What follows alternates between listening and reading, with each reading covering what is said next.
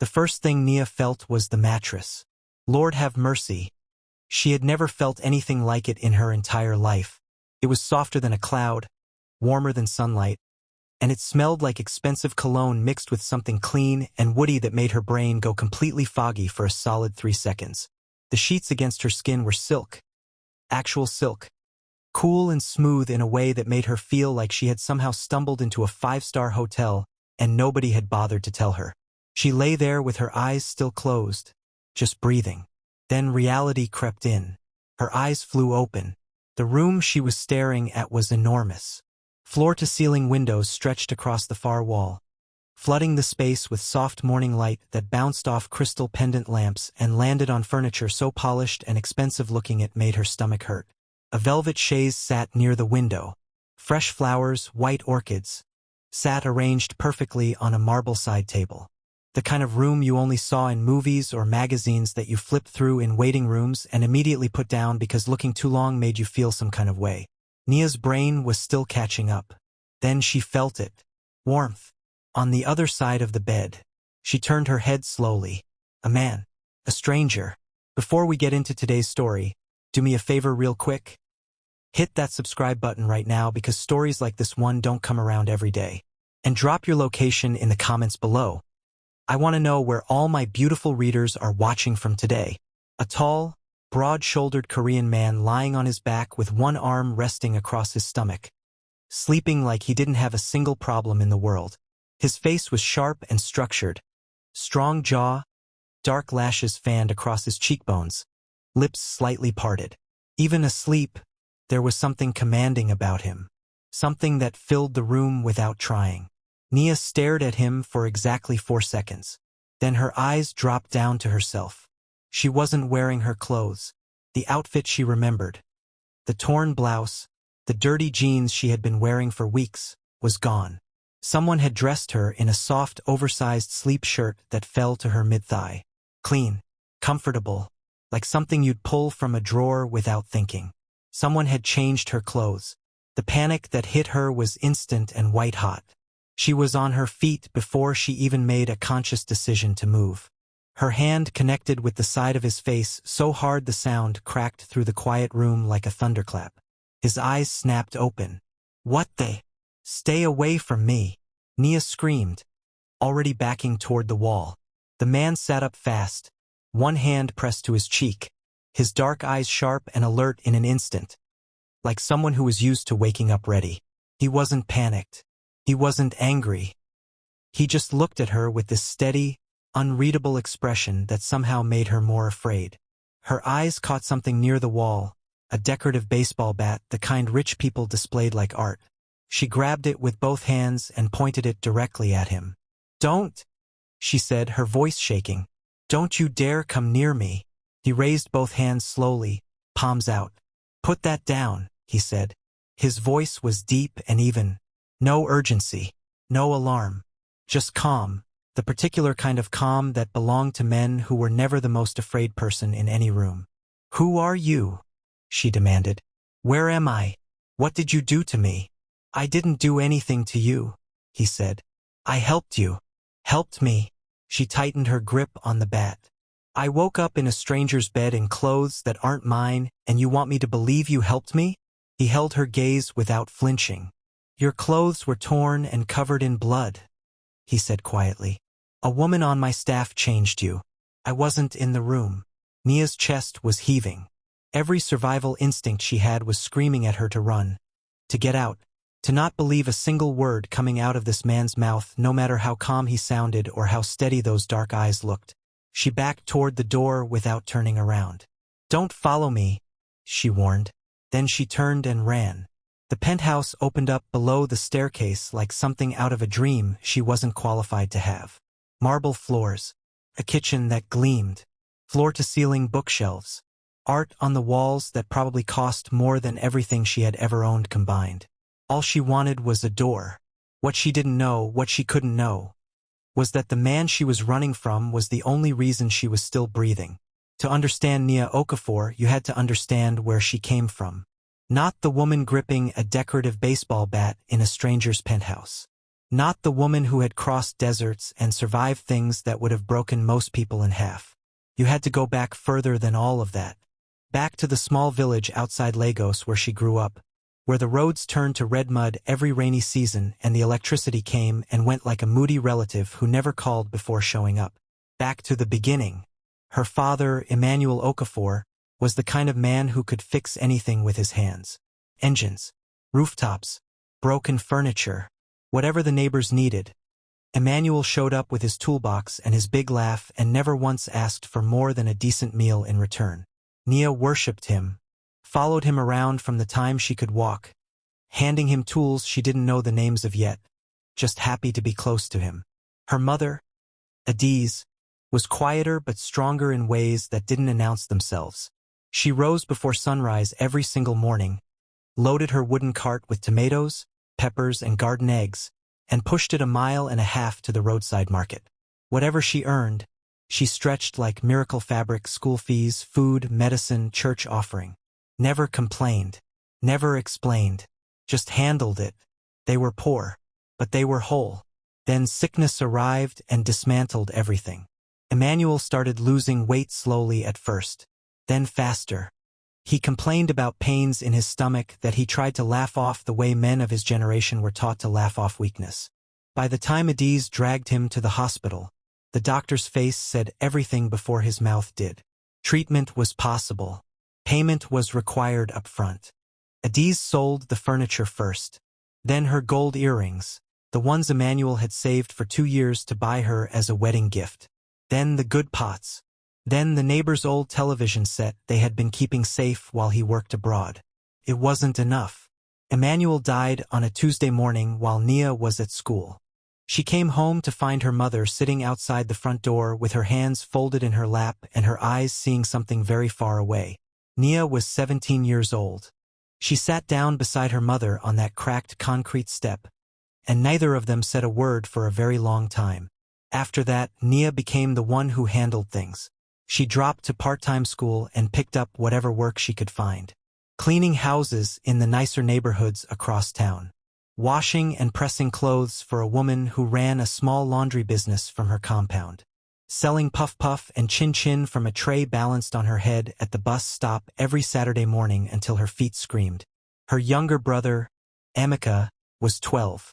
Smart as anything, always reading, always asking questions that made Nia secretly proud. She refused to let his schooling slip. Whatever it cost, she found the money. She told herself things would get easier. For a little while they almost did. Then her mother's hands started trembling. Adiz tried to hide it, tied her wrapper tighter, gripped her cart handles harder, smiled wider when Nia was watching. But Nia had grown up paying attention to her mother the way sailors paid attention to weather. She noticed. She took Adiz to the clinic on a Thursday, sat beside her during the examination, and watched the doctor's face do the same thing the last doctor's face had done. The hospital wanted money. Again. Nia was 20 years old, and she was right back at the beginning of the same nightmare. She worked herself down to the bone, picked up extra shifts, skipped meals so Emeka and her mother could eat, borrowed small amounts from neighbors who could barely spare them and paid every coin back before she borrowed again. She had her mother's same quiet stubbornness, the kind that didn't ask for sympathy because it was too busy looking for solutions. But the bills were faster than she was. Adiz passed on a rainy night in April, for months after the diagnosis. Nia buried her mother, held Emeka while he cried, and then went behind the house alone and allowed herself exactly 10 minutes to fall apart. 10 minutes of pressing her back against the wall and sliding down to the ground and letting it all come out of her in one silent, shaking wave. Then she stood up, wiped her face, went back inside, because Emeka still needed her. A few weeks later, a woman named Patricia showed up in the village. Well-dressed, confident. She moved through the market like someone who had answers to questions people hadn't even thought to ask yet. She spoke about opportunities in Europe, cleaning jobs, hotel work, good salaries, free accommodation while you got started. She had a whole folder of papers that looked official.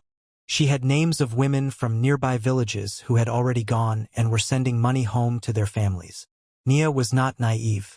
She asked questions. Hard ones. Patricia had smooth answers for every single one.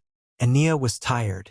Tired in a way that went past her body and lived somewhere deep in her chest where hope and exhaustion had been fighting each other for years. The thought of earning real money, enough to pay for Emika's secondary school fees, enough to fix the roof, enough to finally breathe, was more than she could resist. She agreed to go. She arranged for a neighbor to look after Emika. She packed one bag. She said goodbye to her brother at the gate of their compound at 5 in the morning with the kind of smile that was really just love wearing a brave face. "I'll send for you soon," she told him. "I promise." Emika held onto her hand until the last possible second. Nia walked away without looking back because she knew if she looked back she would never leave. She had absolutely no idea she was walking into the worst nightmare of her life. We're just getting started. Subscribe and ROP your city in the comments right now. I want to see where my people are tuning in from. The trip began with promises. Patricia drove Nia and 11 other women to a bus station in Lagos before sunrise, moving fast and talking even faster, reassuring everyone about the journey ahead, explaining that the route would take a few days but that everything was arranged, everything was paid for, everything was going to be fine. The women around Nia were all young, all hopeful, all carrying that same particular brand of tired that came from working too hard for too little for too long. Nia sat by the window and watched Nigeria disappear behind her. She told herself this was the right decision. The first bus ride took 12 hours. Then they transferred to a truck. Then a van with no windows and barely enough air to fill everyone's lungs at the same time. The cheerful explanations stopped. Patricia disappeared somewhere around the second day and was replaced by two men Nia had never seen before, quiet, hard-faced men who communicated mostly through gestures and short commands and who looked at the women the way people looked at cargo they were responsible for delivering undamaged. On the third day, the men collected everyone's identification documents. "For border processing," one of them said flatly, holding out his hand. Nia hesitated. The man's eyes moved to her face with the kind of stillness that made her stomach drop. She handed over her passport.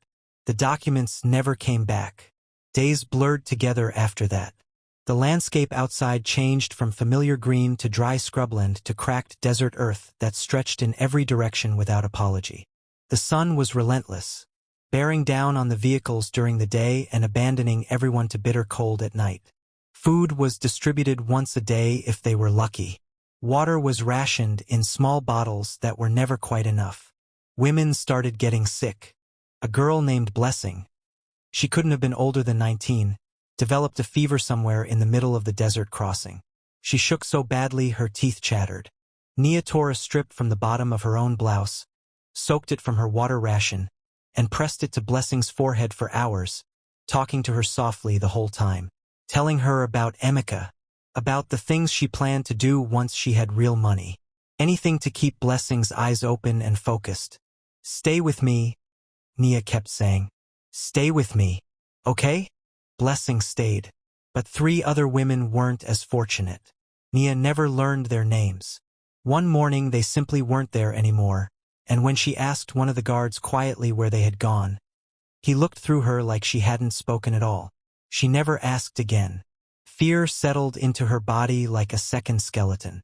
She stopped sleeping, started watching instead, exits, patterns, the guards' routines, anything that might be useful later. She didn't know what she was preparing for exactly. She just knew that her mother had raised her to pay attention and that paying attention had kept her alive this far. Weeks passed. The desert gave way to coastline. Then a boat crossing that Nia would spend the rest of her life trying to forget. Overcrowded and underpowered, rocking through swells that sent water crashing over the sides while people prayed out loud in 4 different languages.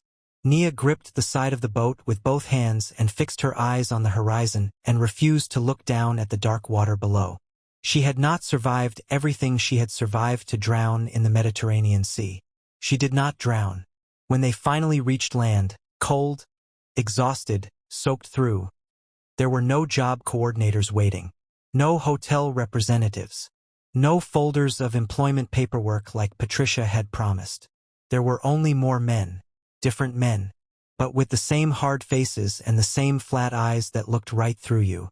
They were loaded into vans again, driven for another 2 hours. Then the van stopped in front of a large warehouse on the outskirts of a city Nia didn't recognize.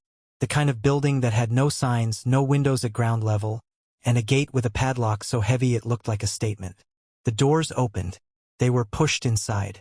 And that was the moment Nia understood. She stood in the middle of that warehouse with her heart hammering and her mind racing through every conversation, every promise, every smooth answer Patricia had given her. And she understood with a terrible, clarifying certainty that there had never been any jobs. There had never been any hotel rooms or good salaries or European opportunities.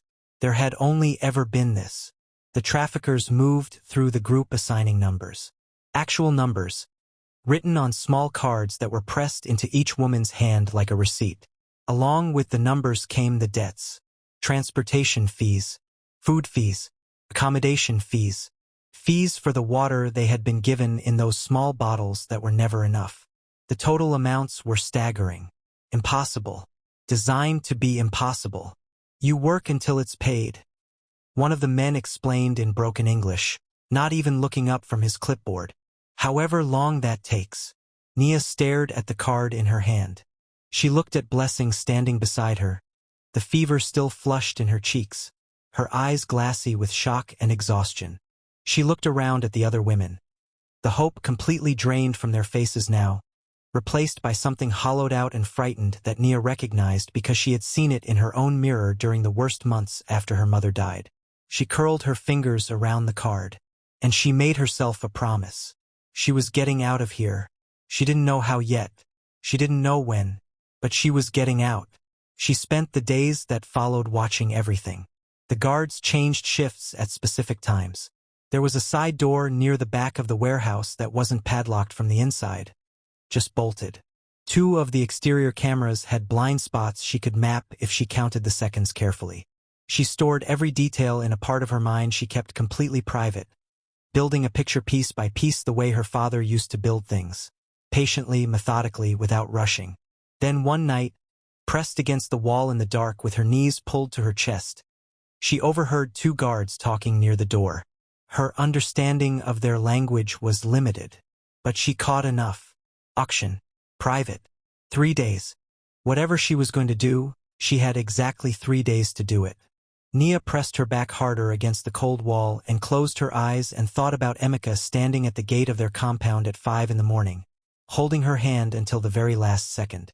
She thought about the promise she had made him. Then she opened her eyes, and she started planning. The auction was held on a Friday night. Nia knew it was Friday because one of the younger guards, a boy who couldn't have been more than 18 and who sometimes looked at the women with something closer to shame than cruelty, had whispered it accidentally while sliding their evening meal under the door. She had filed that detail away alongside everything else she had collected over the past 3 days. She was ready, or as ready as a starving, exhausted woman with no documents, no phone, and no allies could possibly be. The warehouse had been cleaned up for the occasion in a way that made Nia's skin crawl. Plastic chairs arranged in rows, temporary lighting rigged from the ceiling, the whole space transformed into something that was supposed to look organized and professional, like the men running this operation had convinced themselves that presentation made it something other than what it was. Luxury cars began arriving outside around 9 in the evening. Nia could hear them through the wall. Engines cutting off, doors closing, the low murmur of men greeting each other in the particular relaxed way of people who felt completely untouchable. Her hands were bound in front of her with zip ties. She had been working on those zip ties for 2 days. Every quiet moment. Every time the guards looked away. Every time the lights dimmed. Every time conversation on the other side of the wall got loud enough to cover small sounds. She had been pressing the plastic against a sharp corner of the broken chair she had positioned herself beside with great patience and absolutely zero hurry. The plastic was nearly through. Nearly. The women were lined up along the far wall. Nia stood near the end of the row, shoulders back, chin level, eyes moving constantly without making it obvious that her eyes were moving constantly. Blessing was 3 women down from her. Their eyes met briefly. Nia gave the smallest possible nod, the kind that meant hold on without saying a word. Blessing blinked back. She understood. The side door at the back of the warehouse opened and the buyers began filtering in. Nia didn't look at their faces directly. She looked at their shoes instead. A trick her mother had taught her without knowing she was teaching it, just by example. You can tell more about a person from their shoes than their smile. Nia. Expensive leather. Polished. Heavy. The shoes of men who had never once in their lives been the most afraid person in any room. Until tonight, perhaps. A guard positioned himself directly in front of Nia. She stopped moving her wrists. Waited. The guard's radio crackled and he turned slightly to respond to it. Nia pressed the zip tie against the chair corner one final time with everything she had left. It snapped. She didn't react. Didn't exhale too loudly. Didn't let a single thing cross her face. She simply let her hands fall naturally to her sides and stood exactly as she had been standing and waited for the next moment to arrive. It arrived in the form of darkness. The temporary lighting rigged across the ceiling flickered once. Twice. Then the entire warehouse dropped into blackness so complete and sudden that for 2 full seconds nobody breathed. Then chaos. Nia ran. She had the route memorized so thoroughly that the darkness barely slowed her. 3 steps left. Avoid the chairs. Cut right along the wall. The side door is 12 steps straight ahead. The bolt slides left, not right. She hit the door with her shoulder, threw the bolt, and burst through into cold night air that hit her face like a gift from God. Alarms detonated behind her. Sharp, screaming sounds that split the night open. Guards shouted in 2 languages. Footsteps thundered. She ran harder than she had ever run in her life. Harder than she thought her body was still capable of running after weeks of near starvation and no sleep, pumping her arms and driving her knees up and refusing to let her legs make any promises her lungs couldn't keep. She cleared the outer fence by grabbing the top rail and vaulting over it with a grunt that tore something in her shoulder and hurt so badly her vision went white for a half-second. She kept running. The road outside was dark and empty in both directions. She picked a direction and ran toward it. Behind her the shouting got louder. Then closer.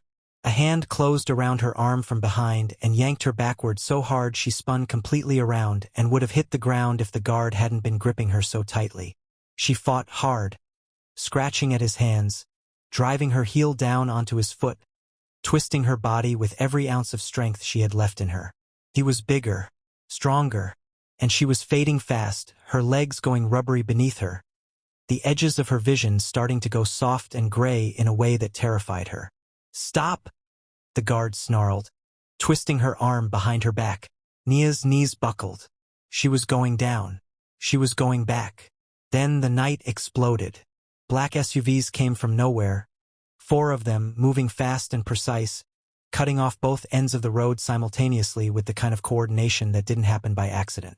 Doors flew open before the vehicles had fully stopped. Armed men poured out, moving quietly, efficiently, like people who had done this exact thing before and had long since stopped finding it dramatic. The guards scattered instantly. The ones who didn't scatter fast enough were on the ground within seconds. Nia was on her knees in the middle of the road, one arm wrapped around her own body, watching all of it unfold around her like she was watching from somewhere very far away. The adrenaline that had carried her through the fence and down the road was draining out of her all at once, and what was replacing it was a bone-deep exhaustion so total she wasn't sure she could stand even if she tried. She didn't try. She knelt there on the cold asphalt and breathed. Then she heard footsteps. Slow, deliberate, completely unbothered by everything exploding around them. She looked up. A tall Korean man was walking toward her from the lead SUV, broad-shouldered in a dark coat, his face unreadable. Not cold exactly, but contained, the way a very deep lake looked calm on the surface regardless of what was moving underneath. The chaos around him seemed to part automatically, like weather bending around certain kinds of geography. The remaining traffickers who saw him coming didn't just retreat. They panicked. She watched men who had spent weeks terrifying others suddenly look very terrified themselves. And that told her everything she needed to know about who this person was.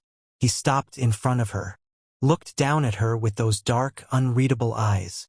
Then he crouched slowly so that he was level with her face instead of towering over it. And something about that one small adjustment cracked something open inside her that weeks of horror hadn't quite managed to reach. "You're okay now," he said quietly. She wanted to ask who he was. She wanted to ask about Blessing and the other women and 100 other things that felt desperately important. But the darkness that had been waiting patiently at the edges of her consciousness for the past several minutes finally moved in from all sides at once. She was unconscious before she could form a single word. The next time Nia opened her eyes, she was lying in a bed softer than anything she had ever touched in her life. Silk sheets, crystal lights, white orchids on a marble side table, and a stranger sleeping peacefully on the other side of the bed. She had slapped him across the face and grabbed a baseball bat and run down his grand staircase looking desperately for a door. Now she stood pressed against the wall of his enormous penthouse with her heart hammering as fragments of the previous night crashed through her mind one by one. The gunshots, the shouting, the men chasing her through the dark. Then him, carrying her, telling her she was safe. For the first time in months, something that felt dangerously close to hope had flickered inside her chest. But what Nia didn't know, what she couldn't know, was that the man she believed had saved her wasn't the hero of the story. He was the man behind it all, the Alpha Boss, the feared and ruthless leader of the very kidnapping organization that had stolen her life and destroyed countless others just like it. And now she was trapped inside his penthouse with nowhere left to run. Will he allow her to leave, or will he return her to the nightmare she barely escaped from? That's it for today, and I need you to tell me right now in the comments. Do you think the Alpha Boss is really the villain, or is something else going on? Drop your city too. I want to see where my people are watching from. And if you are not subscribed yet, please hit that button because this story is absolutely far from over.